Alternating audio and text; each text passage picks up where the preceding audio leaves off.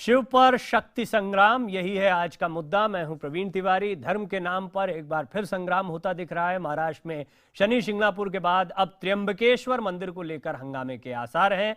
भूमाता brigade नाम के संगठन ने अब त्र्यंबकेश्वर के गर्भगृह में घुसने की तैयारी कर ली है, जबकि मंदिर प्रशासन सदियों पुरानी परंपरा का हवाला देकर उन्हें रोकने वाला है। ऐसे में शिवरात्रि पर दोनों तरफ से टकराव की स्थिति पैदा हो गई है। आखिर मंदिर के गर्भगृह में महिलाएं क्यों नहीं जा सकती, इस पर करेंगे बड़ी बहस अपने खास मेहमानों से। सबसे पहले देखिए ये रिपोर्ट। त्र्यंबकं यजामहे। महाराष्ट्र में नासिक के करीब त्र्यंबकेश्वर मंदिर, गोदावरी नदी के किनारे बना ये खूबसूरत शिव मंदिर।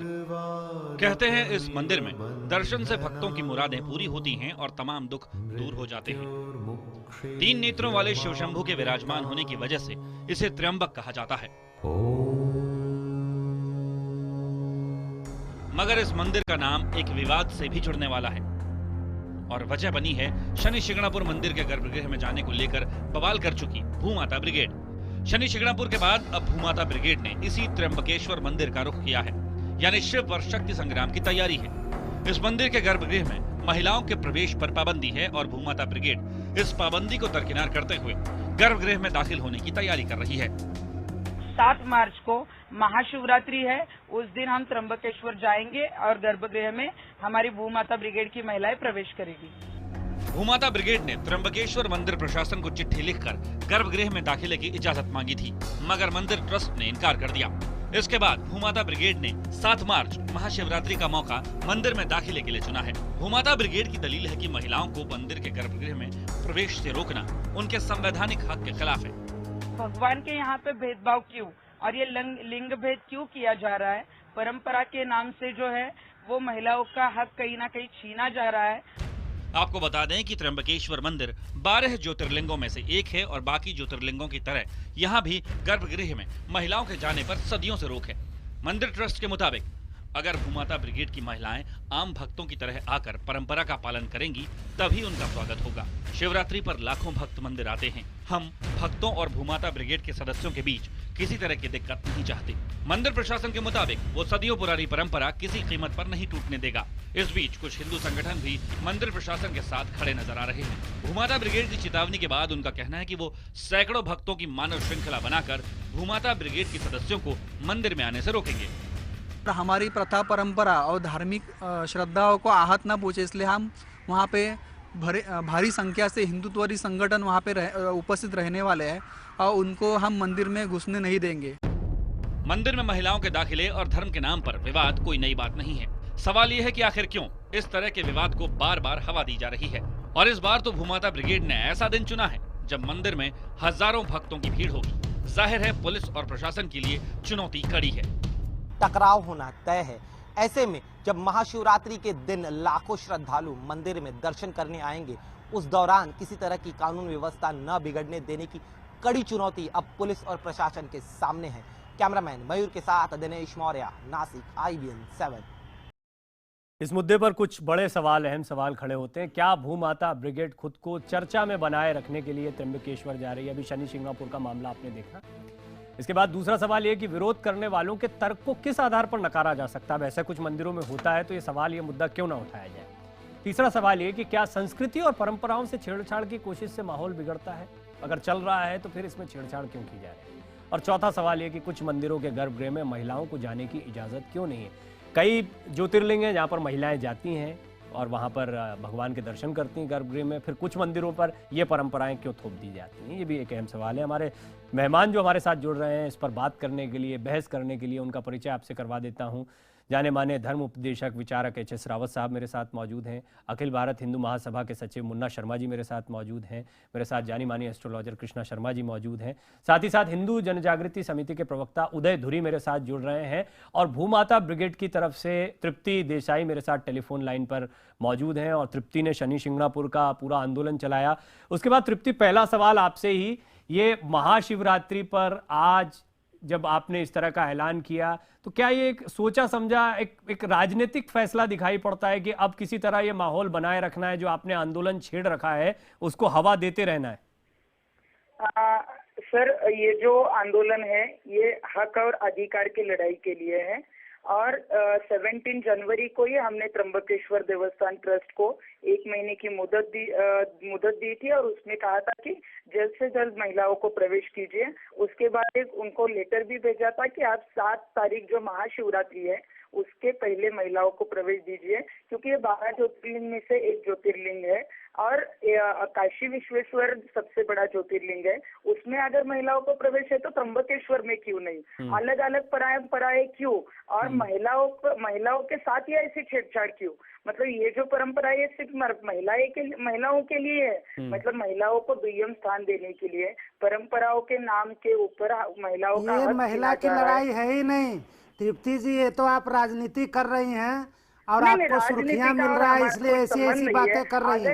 पहले तो आपने शनि सिंगनापुर पहले आप शनि सिंगनापुर मंदिर को विवाद में लाए, फिर अब त्र्यंबकेश्वर मंदिर में विवाद पैदा कर रहे हैं। तो आपने तो एक ठेका ले रखा विवाद में डालने का, हिंदू मंदिरों को विवाद में डालने का आपने ठेका ले रखा है। क्या हिंदू परंपरा को और हिंदू संस्कृति को तोड़ने के लिए किसी ने ठेका दिया है? आज नेशनल चैनल पर आप हैं, आप बताइए कि आपको किसने ठेका दिया है? ये भारतीय संस्कृति और परंपरा का नाश करना। अच्छा, आप तृप्ति ये क्यों आपके दिमाग में आया? जो मुन्ना शर्मा जी सवाल खड़ा कर रहे हैं और लगभग सभी लोग ये पूछ रहे हैं कि आपको ये अचानक जागृति क्यों मिली है? क्या क्योंकि इससे पहले भी ये इश्यूज आते रहे हैं? ये बात बहुत, ये कोई आज का मुद्दा नहीं है कि महिलाएं गर्भगृह में जाएं ना जाएं। अभी जब आप उठा रही हैं तो क्या आप अपने संस्थान को, अपनी संस्था को आगे बढ़ाने के लिए, प्रमोट करने के लिए सब कर रही हैं? इस तरह के आरोप लग रहे हैं बस राजनीति के लिए और सुर्खियों में आने के लिए। प्रमोट करने के लिए कुछ भी नहीं करने जा रहा है। ऐसा है तृप्ति जी, बात सुनिए, मैं बता देता हूँ, देश को गाली देना और धर्म को गाली देना आजकल राजनीति बन गई है। अभी देशद्रोह के मुकदमे में कुछ लोग हीरो बन गए और आप धर्म के द्रोह में भी हीरो बनना चाहती हैं। मैं तो यहाँ पर बोलना चाहता हूँ सभी संस्थाओं को ये दोनों मुद्दों को क्यों मिलाना? इनके ऊपर अलग-अलग बातें कर दिया जाए और इनको बैन कर दिया जाए। धर्म का हमारे का द्रोह कर रही है और धर्म द्रोह के केस के अंदर इनको अरेस्ट किया जाए, क्योंकि ये टोटल राजनीतिक राजनीतिक षड्यंत्र है और इसका हम घोर विरोध करते हैं। और मैं यहाँ से सभी त्र्यंबकेश्वर के सभी ट्रस्टी लोगों को बोलना चाहता हूँ, इनके ऊपर केस रजिस्टर्ड होना चाहिए धर्मद्रोह का, क्योंकि बहुत अति कर रही हैं और धर्म की ये अति बर्दाश्त नहीं की जाएगी। तुम्हारी ये नाटक है, धर्मद्रोह और देशद्रोह दोनों के अंदर आपको मुकदमा लगना चाहिए, क्योंकि ये धर्म के खिलाफ बगावत है और ये हिंदू धर्म के खिलाफ बगावत कर रही हैं आप, और ये राजनीति है सरेआम आपकी। आपने अभी सिंह को बदनाम कर दिया, फिर आगे आप त्र्यंबकेश्वर में चली गई, कल को आप सिद्धिविनायक में जाकर के मत्था टेकेंगे वहां पर जाकर के। आप चाहते क्या है? आपको राजनीति करनी है तो आप दूसरे मुद्दे उठाइए। आप धर्म को बर्बाद करने का आपने ठेका ले रखा है। कैसे धर्म को बर्बाद? आप देखिए, इन्होंने अभी धर्म को अगर आप गाली दोगे तो लोगों का अट्रैक्शन होगा। क्या धर्म को क्या गाली दी? तृप्ति ने ये कहा कि महिलाओं को जाना चाहिए, इसमें धर्म को क्या गाली? हो चुकी है। नहीं, आपने जो आरोप लगाए रावत साहब, वो पहले उसको जस्टिफाई करें कि उन्होंने धर्म को कौन सी गाली दी अगर वो महिलाओं के जाने की मांग कर रहे हैं। वो राजनीति कर रहे हैं, वो तो मैंने सवाल पूछा, वो एक अलग मसला। धार्मिक हमारे मंदिर उन पर इनका सीधा हमला हो रहा है और ये हमला गलत है। इससे धर्म की क्या हमला? वो यही पूछे, क्या हमला, कौन सा हमला? ये राजनीति का तरीका थोड़ी है इनका। आप गलत वर्ड में जब किसी ट्रस्ट ने, अगर किसी धर्म की एक परंपरा है, आप होती कौन उसको तोड़ने वाली है बताइए? आप होती कौन है उस परंपरा को तोड़ने वाली? जब इतने सालों से अगर कोई परंपरा चल रही है, धर्म एक परंपरा पे टिका होता है, धर्म एक अपनी श्रद्धा के ऊपर टिका होता है, उसके कुछ नियम होते हैं, उनको पालन करना पड़ता है। आप उनको तोड़ना चाहती हैं? क्यों तोड़ना चाहती हैं आप? कौन है आपके पीछे?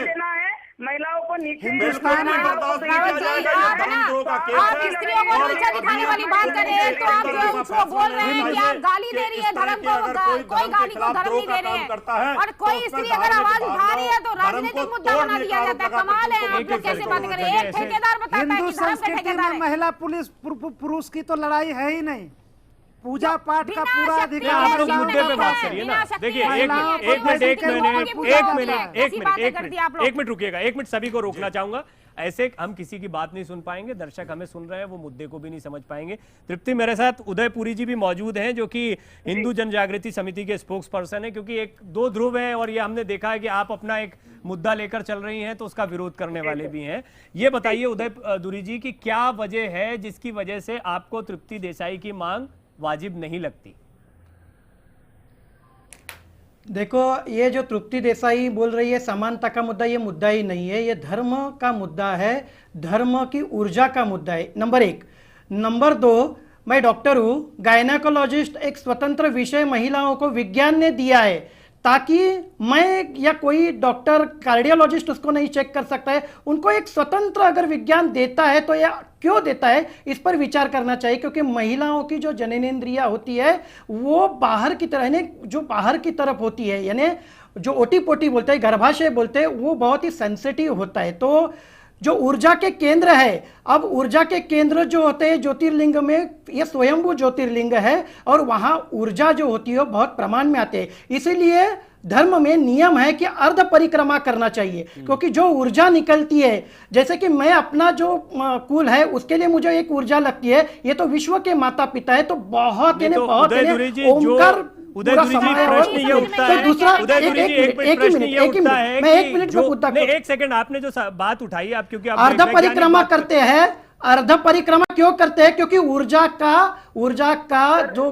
कष्ट हो वो सब न हो। दूसरी बात, तो महिलाओं की यहाँ सेहत की बहुत ही ख्याल रखा है, ऐसा नहीं है कि महिलाओं का। तो दूसरी बात यह है, मैं दूसरी बात कहता हूं, इंदिरा गांधी वहां गई थी, उन्होंने पालन किया है, प्रतिभाताई वहां गई थी, उन्होंने पालन किया है, पेशवे की जो पत्नियां थी वहां गई थी, उन्होंने पालन किया है। लेकिन ये जो कांग्रेसी चेहरा है, शनि शिंगणापुर में तृप्ति देसाई को पकड़ा तो उनको कार्यकर्ताओं ने कांग्रेस जिंदाबाद के नारे दिए, वो कांग्रेस ने शाहबानू खटला में, ये शाहबानू केस में पूरा का पूरा, आप उदयदुरी जी बहुत सारी बातें एक साथ बोल रहे हैं, ये आप बहुत सारी बातें एक साथ बोल रहे हैं।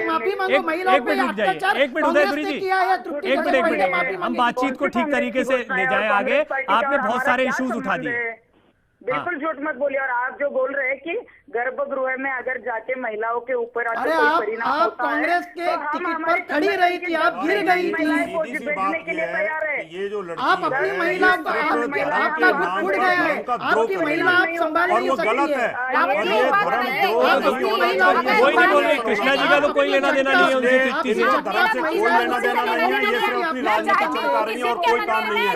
अभी पहले शनि शिंगणापुर का तो मैटर सुलझा रहे, इन्होंने उठा के वहां एक नाटक शुरू कर दिया।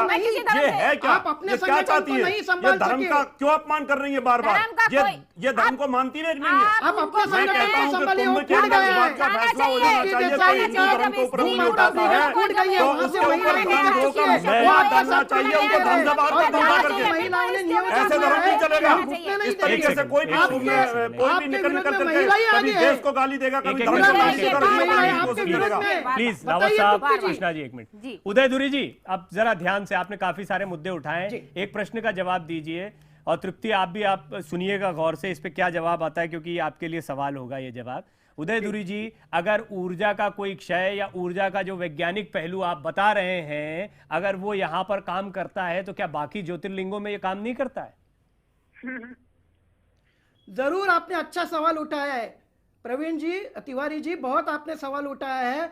ज्वालामुखी के जो केंद्र होते हैं वो अलग अलग, इस पे अलग अलग इसके ऊर्जा के क्षमता के होते हैं। उस प्रकार से मंदिर की भी अपने पुराने उसी प्रकार से नियम बने हुए, किसकी क्षमता क्या है वो पूरे पे पूरे तय हो गई और उसके अनुसार परंपराओं का पालन किया जाता है। हमारे पूर्वजों ने उस परंपरा को अखंडता से चलने दिया है, इसीलिए उस मंदिर में उस पवित्रता का रक्षण होने जा रहा है। उसमें आप बाधा न डालिए और ऐसे राजनैतिक जो हल्ले हैं, ठीक है, मुझे वो अपने राजनीति में करिए, यहाँ मत ठीक है, आपका जवाब सुना। तृप्ति, एक प्रश्न ये बहुत महत्वपूर्ण है कि ऐसा सब मंदिरों में तो नहीं होता है, कुछ मंदिरों ने अपनी कुछ परंपराएं बना रखी हैं। जब भी परंपरा बनी होगी सिर्फ पुरुषों ने बना दी होंगी ऐसा कहना जरा मुश्किल है। जैसा उन्होंने उदाहरण भी दिया कि देश के कई बड़े ताकतवर नेता भी जाते हैं तो वो इस चीज का पालन करते हैं। तो ऐसे में जहां पर ये परंपराएं बनी है उन पर ही चोट करने की क्यों जरूरत पड़ रही है? क्योंकि क्या वो मुद्दा ज्यादा हवा पाता है, उससे ज्यादा प्रचार मिलता है? ये प्रश्न बार बार इसलिए उठ रहा है। नहीं, ये जो मुद्दा है वो हक और लड़ाई का, यही मैं बोल रही हूँ, किसी धर्म के भगवान के खिलाफ नहीं। मैं खुद भगवान की भक्त हूँ। और ये जो बोल रहे हैं कि ये ऊर्जा, मुझे तो हंसी आ रही है कि मगर एक ज्योतिर्लिंग में महिलाओं को प्रवेश मिलता है, दूसरे ज्योतिर्लिंग में महिलाओं को प्रवेश नहीं मिलता है। अगर इनका कहना है कि महिला अगर प्रेग्नेंट होती है और उनके ऊपर ये ऊर्जा का परिणाम होता है तो हमारी संगठन की 10 महिलाएं भेजेंगे, हम देखेंगे 9 महीने में क्या आपके कहने से धर्म नहीं चलेगा। आप कोई धर्माचार्य है क्या? आप धर्म की कोई ठेकेदार है? आप भेजोगी? आप कोई जज बनी हुई है धर्म की जो भेजोगी? आप होती कौन हो? आप धर्म को प्रबल उठाने वाली कौन होती है? आप अपनी राजनीति करिए। और अगर आप इतनी धार्मिक है तो आप अब मंदिर में जब आंदोलन करती हो आपके सिर के ऊपर कौन सा पल्ला होता है? आप देखिए ना, सोनिया गांधी भी कहीं जाती है, सुषमा स्वराज भी जाती है, बहुत सारी महिलाएं जो हमारी मिनिस्टर है वो जाती है, सिर के ऊपर पल्ला रखती हैं। आप तो सरेआम जाकर के धज्जियां उड़ा रही हैं हमारे धर्म के नियमों की। आप में कहां संस्कृति है? आपके अंदर कहां सभ्यता है धर्म की? कौन से नियम फॉलो कर रहे हैं आप? आप पब्लिक को गुमराह मत करिए। और मैं तो यही कहना चाहूंगा, ये धर्म का द्रोह कर रही है, ये धर्म का द्रोह कर रही है। और अगर मैं कहीं शंकराचार्य होता या मैं महामंडलेश्वर होता है, कहीं मैं कहीं मठों का मदासी होता तो मैं एक्शन लेता आपके ऊपर। और आपको इस तरह की जो धर्म का विकास करने नहीं देता, ये तो मुश्किल है। हमारे धर्माचार्य भी एक्शन नहीं ले रहे आपके ऊपर। धार्मिक कार्य हमेशा ही परंपरा के पालन के साथ मनाया जाता है। ये काम तो मुगलों ने किया था, ये काम मुगलों ने किया था, अंग्रेजों ने किया था, आप वही काम कर रही हैं। हर जगह परंपरा को तोड़ने का किसने आपको ठेका दे रखा है? आप तो इस तरह की तो शंकराचार्य करवाई थी, ऐसा कैसे हो सकता है? एक मिनट को जवाब दे रही है, जवाब दे रही है। महिलाओं को कहीं ना कहीं तो धर्माचार्यों को आपको 7 बसें दे दिए, वो किसने दे दिए? वो 7 बसें शनि शिंगणापुर में जाने के लिए वो किसने दे दिए? हेलीकॉप्टर का पैसा कौन देने वाले हैं? ठीक है तृप्ति, इनका जवाब दीजिए। एक सुन लीजिए ना जवाब। उसके लिए आंदोलन कीजिए। क्या हेलीकॉप्टर मैंने खरीद नहीं लिया था? 2 घंटे का रेंट था 80,000 रुपए और हम ही देने वाले थे। आप कुछ भी इशू करेंगे तो हम नहीं सुनेंगे। छोड़िए बातों को, आपको महाराष्ट्र सरकार ने पहचान लिया है। आपको महाराष्ट्र सरकार ने पूरी अच्छी तरह से पहचान लिया। भारत की संस्कृति का नाश करने एक मिनट जवाब सुनिए, देखिए बड़ा महत्वपूर्ण मुद्दा है। आंदोलन करते हैं, हमें बहुत सारे लोग मदद भी करते हैं।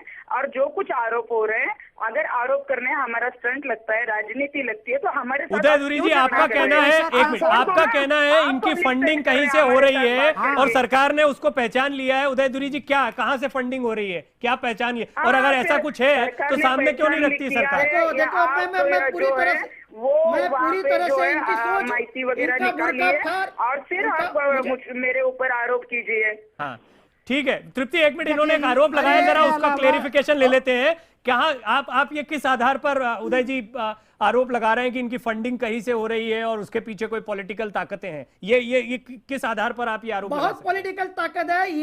ये चुनाव लड़ रही थी 2000 कुछ। नहीं, ये सिर्फ आधार नहीं होता, आप वो आधार बताइए कि इस वजह से आप।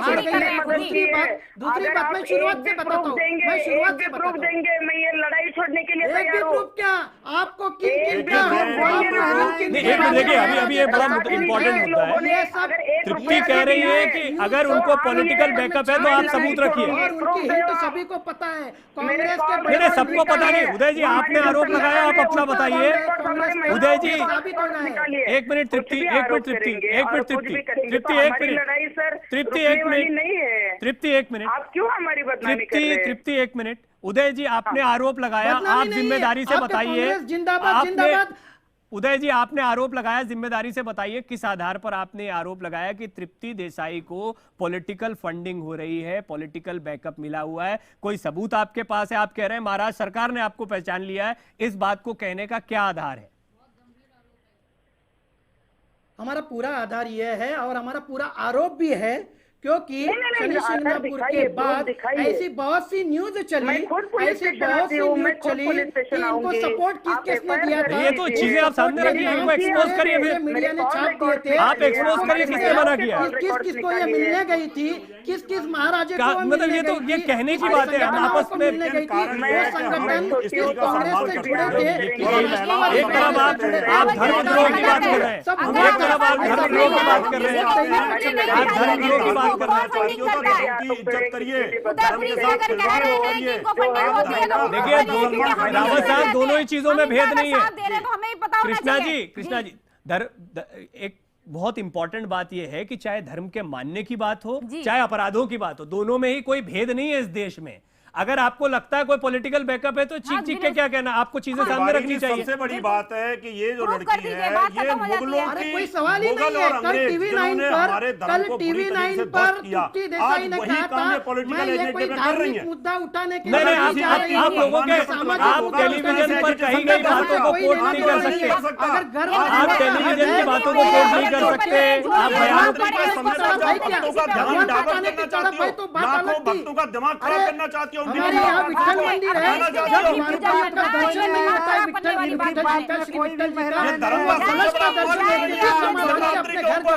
वो गर्भगृह के हट में क्यों अड़ी है? एक फाइनल सवाल फटाफट, एक फाइनल सवाल, एक मिनट मुन्ना जी, आंदोलन ठीक है उदय जी, एक मिनट निवेदन दिया है, उदय जी एक नहीं मिनट। देंगे। तृप्ति क्या, क्योंकि कल एक बहुत महत्वपूर्ण दिन है, कल सुरक्षा व्यवस्था को लेकर वैसे ही आप देख रही हैं कि कई महत्वपूर्ण कार्यक्रमों को कैंसिल करना पड़ा है, सोमनाथ में दूसरी जगह पर आतंकवाद भी है, ऐसे हाँ एक बड़ा मुद्दा है। तो ऐसे में आप लोगों ने ये जो जिद ठानी है इसको कल के लिए छोड़ेंगे या क्या आप लोगों ने कल का विचार किया है? नहीं, कल हम जाने ही वाले हैं। लेकिन कल इतने सेंसिटिव दिन तो आप मतलब परेशानी में और थोड़ा सा परेशानी में इजाफा कर रहे हैं और ये पाप का घड़ा भर रही है। और वहाँ और जब ये पाप का घड़ा फूट जाएगा तो अपने आप ही एक्सपोज हो जाएगी। मैं तो सिर्फ यही ठीक है। भू माता ब्रिगेड का कहना है कि कल चाहे जितने सिक्योरिटी अलर्ट से चाहे जो कुछ है वो अपने कार्यक्रम पर बने रहेंगे, लेकिन कोई परेशानी नहीं होने देंगे। बहुत बहुत शुक्रिया आप सभी मेहमानों का। आज का मुद्दा में फिलहाल इतना है।